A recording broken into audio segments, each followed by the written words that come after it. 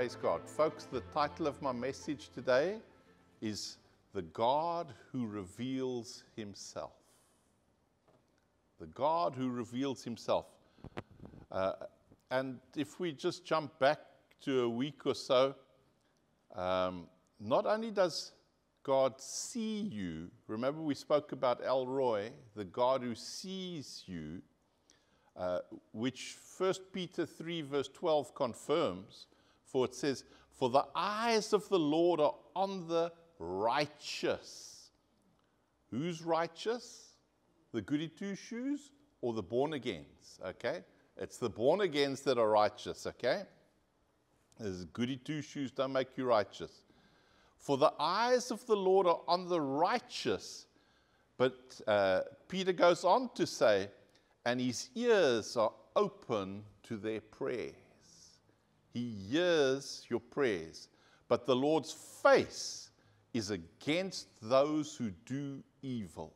Folks, if you're caught up in sin, the Bible says that God does not want to look at you in your sin.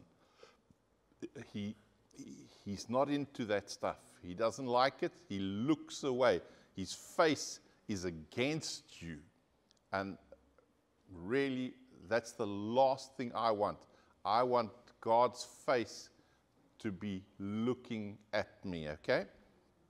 So to summarize that verse, if you're a child of God, if you're born again, I'm here this morning to tell you He sees you. And if you're praying, He can't hear your prayers if you don't at least think them in your mind or say them with your mouth. But He hears your prayers. He hears you. If you're doing evil, His face is against you. But if you blessed according to the blessing that I bless you with every Sunday morning as we close, then His face is towards you. His countenance is towards you. And so, folks, we are heading towards Pentecost. Who knows that Pentecost is coming up soon? And it's on the evening of the 1st of June. And so we are in this season heading up towards Pentecost. And tradition says that King David was born on Pentecost. Who knew that? I love King David. He's such a wonderful, wonderful example. He's one of my all-time favorite people in the Bible, King David. And so he was born on Pentecost. And Pentecost is also known as the Day of Two Loaves. And why two loaves? What is special about two loaves? Couldn't it have been three loaves, and then you're speaking of the Trinity? Or one loaf, you're speaking of the oneness of God? No, it's two loaves.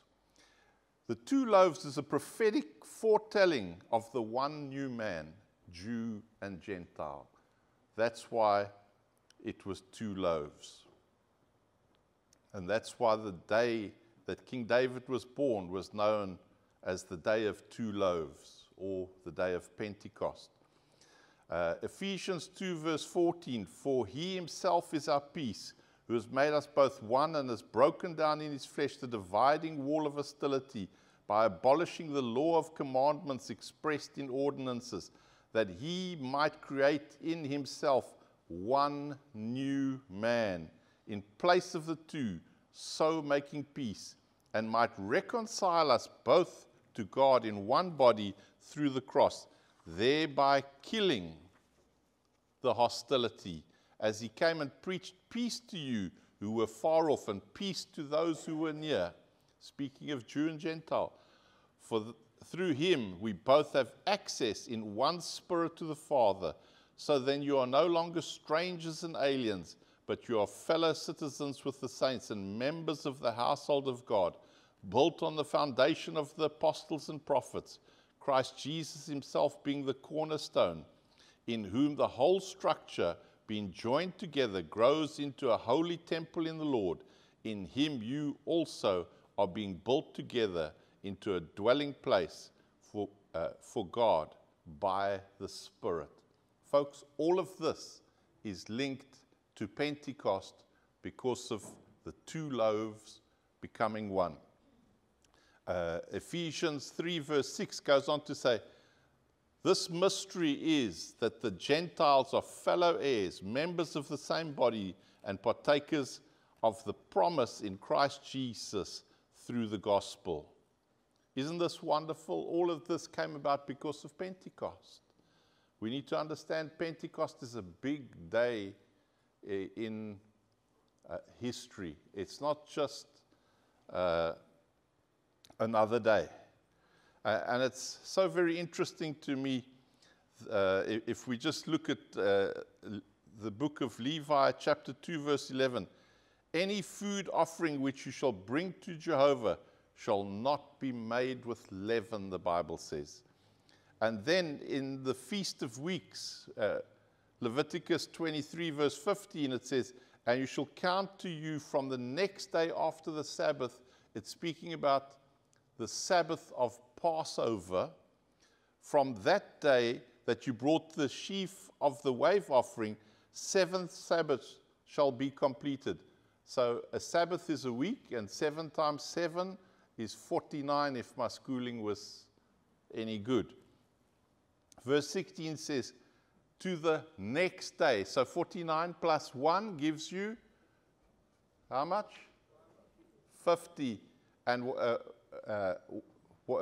how do you say 50 in Greek? Pentecost. Okay, that's where the word comes from. And now we go on. To the next day, after the 7th Sabbath, you shall number 50 days, and you shall offer a new food offering to Jehovah. This is a new, not the old, this is a new food offering. You shall bring out of your homes 2 wave loaves of 2/10 parts. They shall be fine flour. They shall be baked with leaven. Didn't I just read to you Leviticus 2 verse 11 says, no leaven. But here in Leviticus 23 verse 17, they shall be baked with leaven. Already in Leviticus, God was preparing for the one new man. The one new man, the salvation of the Gentiles, was not an afterthought to God. It was already established right here in the beginning in the book of Leviticus. So no leaven shall be used, but now baked with leaven. Did God change his mind? No. Unleavened symbolizes the Jews, and the leaven symbolizes the Jew and Gentile together. Okay, so let me ask you a question. Does God work in seasons, or is God just random? You know, if you take Passover, which spoke about the death of the Lamb, that was the day that Jesus died. So we start to understand as we study Scripture that Jesus is very interested in seasons. He sticks to times and seasons. And if so, if God is interested in seasons, what season are we in right now? The season that we're in right now is the counting of the Omer. What is the Omer? It's a measure. They would measure, for instance, wheat to bake bread. And an Omer is about a 2-liter container, maybe 1.5 kilograms, but a 2-liter container. And the rabbis say that from the first Passover in Egypt, God said they would count to 50 until he reveals himself. So when the Israelites left Egypt, they were counting day 1, day 2, day 3, all the way until they got to day 50.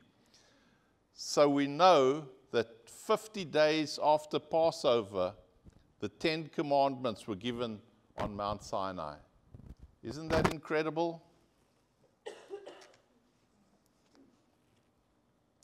But the countdown goes beyond the revelation of Torah. They were counting from 1 to 50, and then they got the Torah. But if you think that was the end of that, then you're badly mistaken. Because they got the revelation of Torah at Sinai, but it points to a greater revelation at Zion. Okay, so somebody's going to say, where is Zion? The upper room, for instance, is in the area called Zion. In Jerusalem, it's called Mount Zion. It's next to the city of David. And let me tell you, I've spoken to you a lot about the pit that Jesus was lowered into, St. Peter in Gallicanto. And from that pit, you can take a little walk up to Mount Zion, up to the upper room. And it's only about 200 or 300 meters. But you know, I've already paid for some of my people to get into a taxi to go 200 meters because it's so steep that when you get to the top of Mount Zion, you'll be nicely exhausted.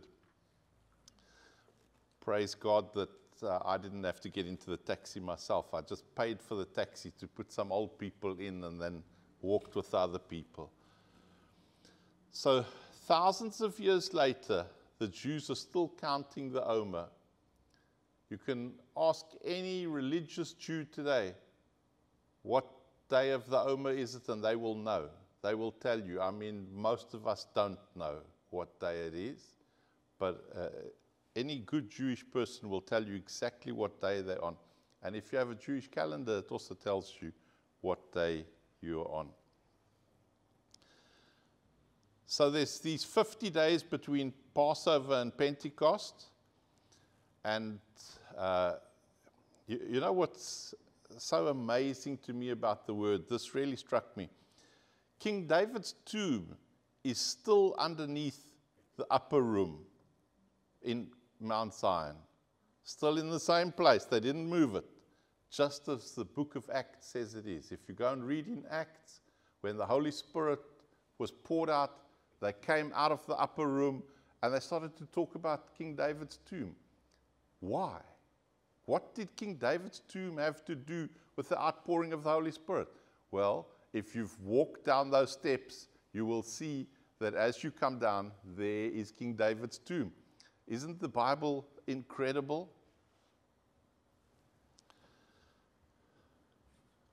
Praise God. So, after the cross, all of Jesus' appearances to the disciples and his followers occurred during the counting of Omer. I want you to pay careful attention to that. Jesus revealed himself to his disciples, and every one of those revelations was during the counting of Omer. And on day 40, remember we're counting to 50, but on day 40, Jesus went up on the clouds and he said, goodbye, folks. I'm sending the Holy Spirit, but I'm out of here now. I'm going to my Father. So I want you to focus on the fact that Jesus sees you. He hears your prayers. But right now, we are in the Omer, which is when Jesus reveals himself. If ever Jesus was going to reveal himself to you, it'll be in this season of 50 days. Or 40 days if you want to take it, because after 40 days, he went. Redemption began at Passover. You know, Passover is all about redemption, but it was completed in Pentecost because the Messiah was always the goal of the law. The giving of the law, the giving of the 10 Commandments at Mount Sinai, it wasn't just for the Jewish people, and that was the end of the plan. As I showed you all the way back in Leviticus, already there was leaven put into the bread to have these beautiful risen loaves like we had this morning for communion. So, from the beginning, redemption began at Passover, but was completed in Pentecost because the Messiah was always the goal of the law. The law is not separated from Messiah. It was the introduction to who Jesus is and the fact that he's coming. Romans 10 verse 4 says it like this: for Christ is the end of the law for righteousness for everyone who believes. Isn't that wonderful? Can't we be great? Can I get an amen? Can somebody say amen? He's the end of the law for righteousness for everyone who believes. So you're not righteous by keeping the law, you're righteous because of Christ in you. So today is Sunday the 18th of May. I trust I never got this wrong, because there was a time recently where I was sick for a week and I messed up my dates by a week, and only one person in the church realized that I got my dates wrong. And they sent me a sweet little message to say, Pastor, did you lose a week? I said, yes, I surely did. But I think I've got it right today. So today, will you help me? Is it the 18th of May today? Did I get it right? So if you're counting the Omer, tonight is day 36. So right now we're on day 35, okay? Day 33 was on Thursday when I was preparing this word. It's a big celebration in Israel called Lag BaOmer, okay? Or Lag BaOmer. And it's in memory of Rabbi Shimon Bar Yochai. They light bonfires to remember how he hid from the Romans in a cave for 12 years. Can I ask you, I love these people that are interested in Israel and follow Israel and like to follow some of the traditions. But can I ask you, please don't celebrate Lag BaOmer. Please don't do it. It's Kabbalistic. It's demonic. They light these fires and they dance around it, and it's not bringing any glory to God. It's, in a sense, worshiping Rabbi Shimon Bar Yochai, who is a Messiah to them. Okay? He's not the correct Messiah, but he is a Messiah to them. He was obviously a wonderful rabbi, did many great things, and they decided that even today, so on Thursday, they would have all gone to his grave. Maybe there weren't that many this year because the war is going on and it's not so safe there.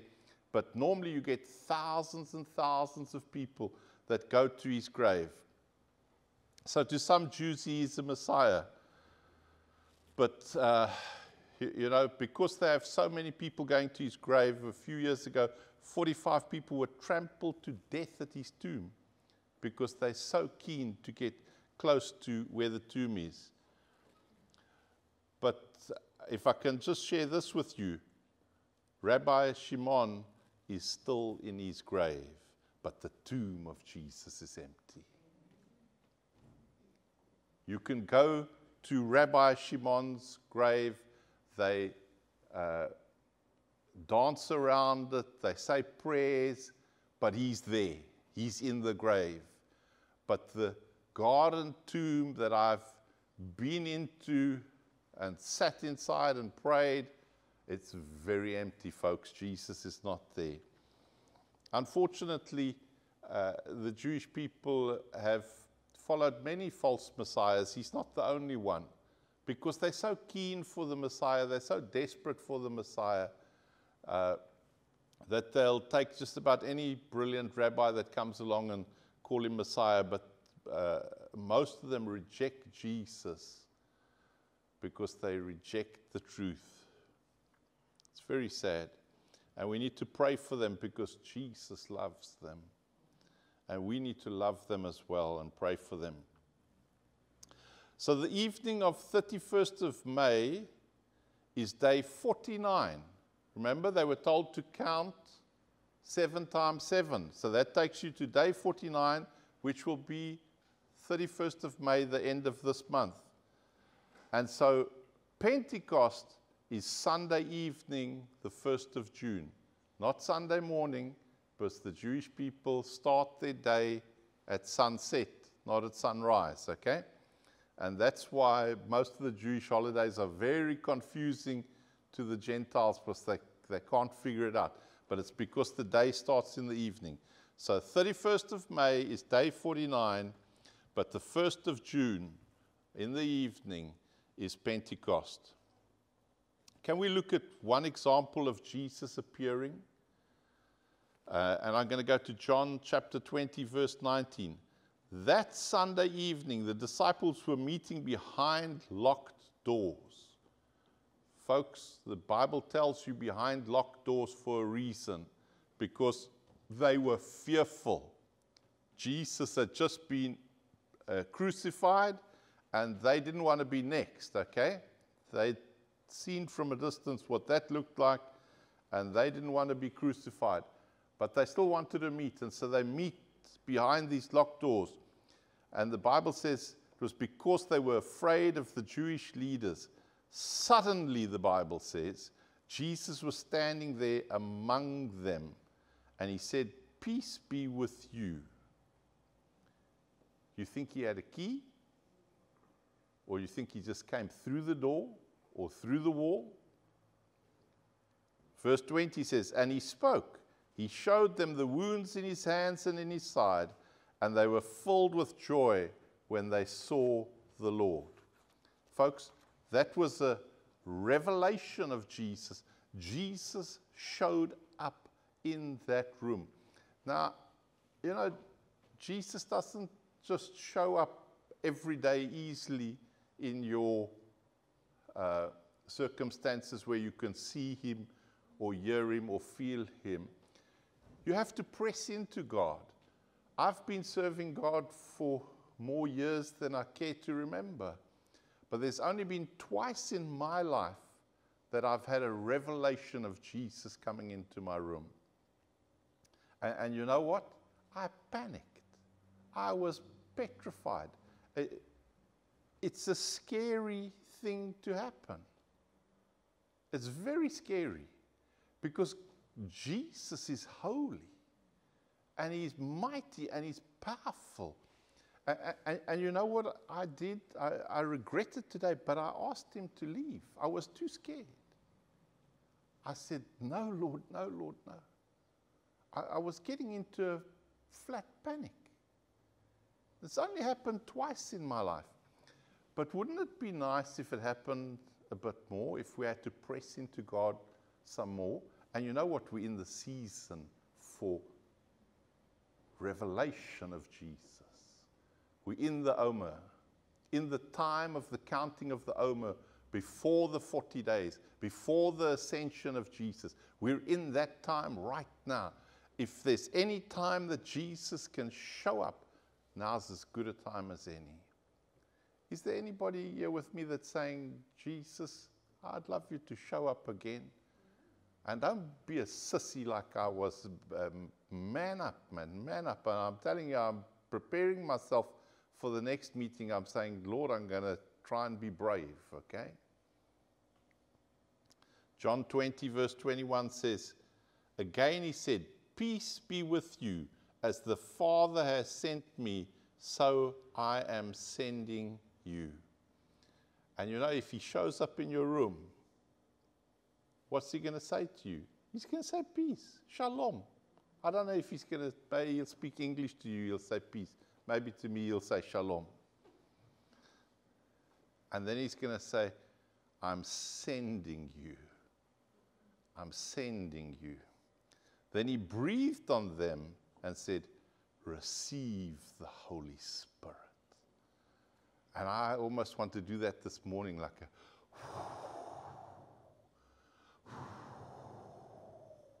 receive the Holy Spirit. Because it's what he wants for us.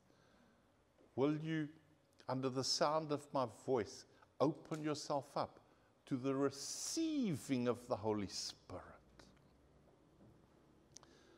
My main point this morning is that we're in the season of Jesus revealing himself. He even came through locked doors. And I'm sure there's many people sitting here today. You may feel trapped in circumstances and situations. Jesus can still get to you.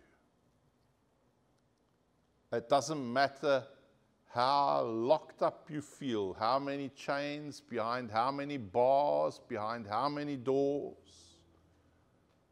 The Jesus that I know, he came through the door, through the closed door. He didn't open it. He could have spoken to the door and said, open in Jesus' name. I'll never forget, once we were casting demons out of this person, and he was a huge man. And he drew a circle around himself, and he said that he's closing the spiritual realm off around him. Our prayers cannot penetrate that. And he started to threaten us. He started to look for who might show any fear. And he said, you know what's going to happen now? I'm actually going to kill you guys. As the demon was speaking. And one of the elders stepped forward and he kicked his little circle with his foot and he said, in Jesus' name, that thing is broken and you have no power and no authority over us. And he says, well, then I'd like to leave. And you can't force a person to be delivered. So he said, you're free to leave if you want to. If you want to go right now, you can go. And he walked towards the door and he opened it about that wide. And then an angel or somebody got hold of it on the other side and he couldn't open that door. It was supernatural. We were there later on after he was delivered and he left. We were all there trying that door. Did the door jam? Can this door stick? What was it? No, it was supernatural. An angel holding the door against him. And he was a big, strong man. You were actually a bit stupid if you weren't a little scared of this miserable guy. The demons wanted to kill us.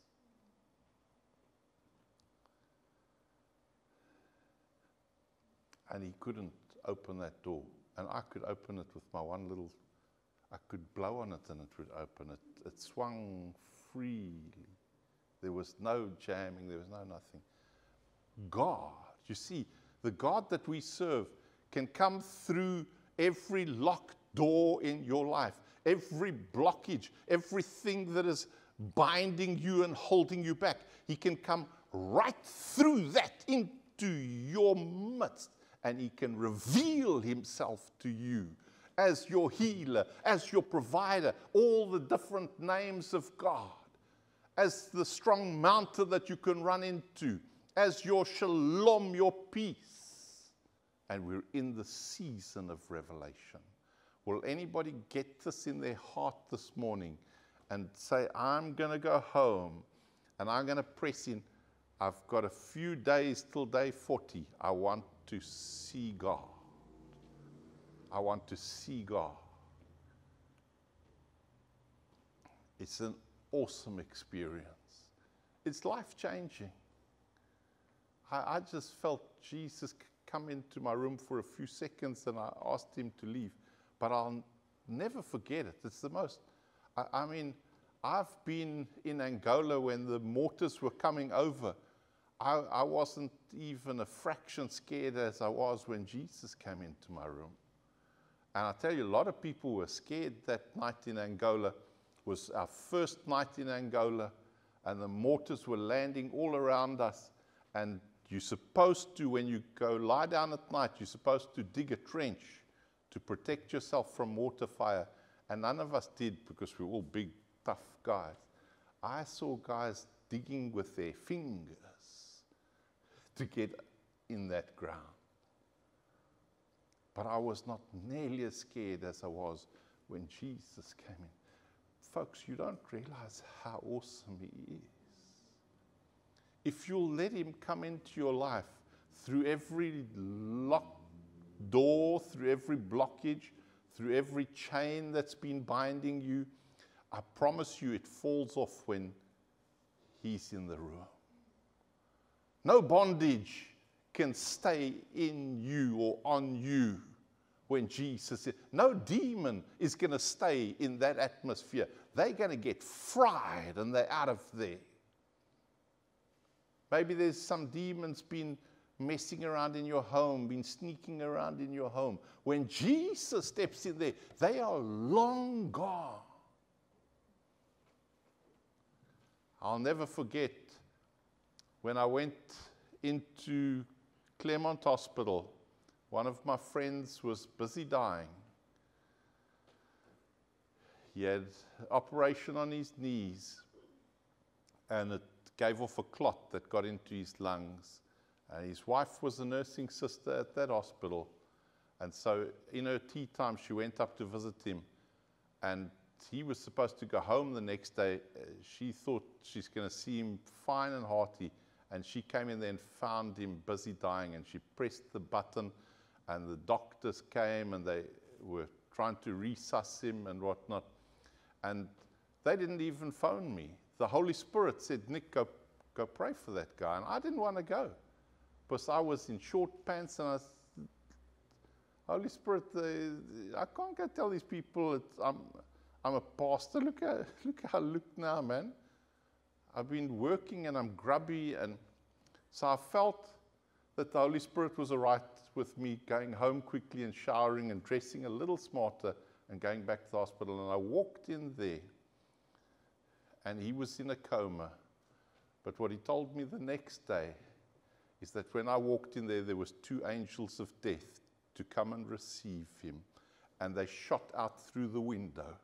And he had a beautiful view of Table Mountain. He said they went right, he was in a coma. He said they went right over Table Mountain. A day or 2 later, he was home.